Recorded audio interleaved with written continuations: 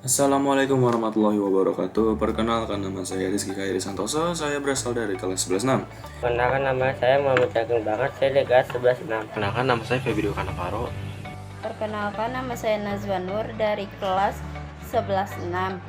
Perkenalkan, nama saya Rosdi Putra dari kelas 11 6. Ide pokok. Apa itu ide pokok?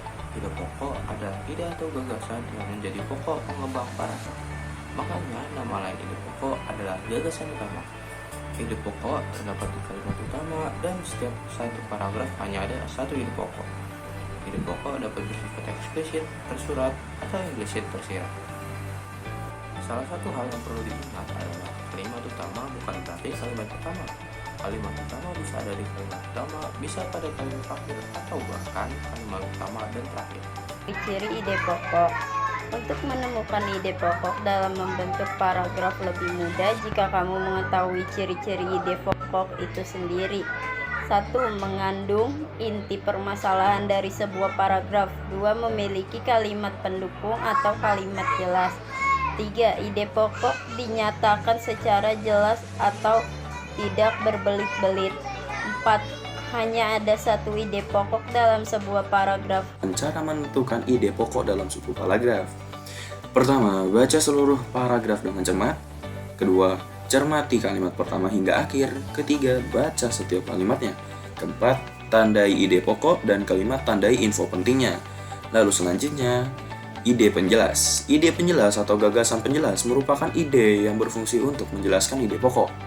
Ide penjelas biasanya terdiri lebih dari satu kalimat.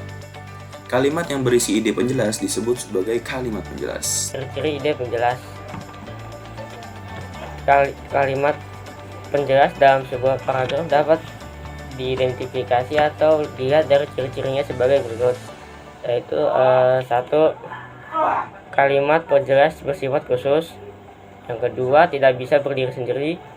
Yang ketiga, kalimat penjelas terkait dengan kalimat yang sebelumnya.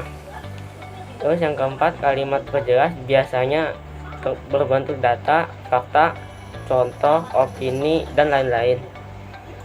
Yang kelima, biasanya mengandung kata penghubung atau konjungsi antar kalimat. Contoh, kenaikan BBM ini sangat meresahkan dan menyulitkan masyarakat, terutama masyarakat kecil. Bagi masyarakat yang mampu, mungkin ini tidak akan menjadi masalah, tetapi bagi masyarakat kecil, hal ini akan berakibat fatal. Biaya hidup mereka akan lebih besar, padahal kemampuan mereka sangat minim. Kondisi sebelum BBM naik saja sudah kembang kempis, apalagi setelah BBM naik. Mungkin mereka hanya bisa makan pagi, bahkan mungkin banyak yang kelaparan secara terselubung. Ide pokoknya, kenaikan BBM ini sangat meresahkan dan menyulitkan masyarakat, terutama masyarakat kecil. Kenapa kalimat ini ide pokok? Karena kalimat lain dalam paragraf ini hanya menjelaskan kesulitan masyarakat. Ide penjelasnya, biaya hidup mereka akan lebih besar. Sebelum BBM naik saja sudah kembang kempis, apalagi setelah BBM naik, mungkin mereka hanya bisa makan pagi.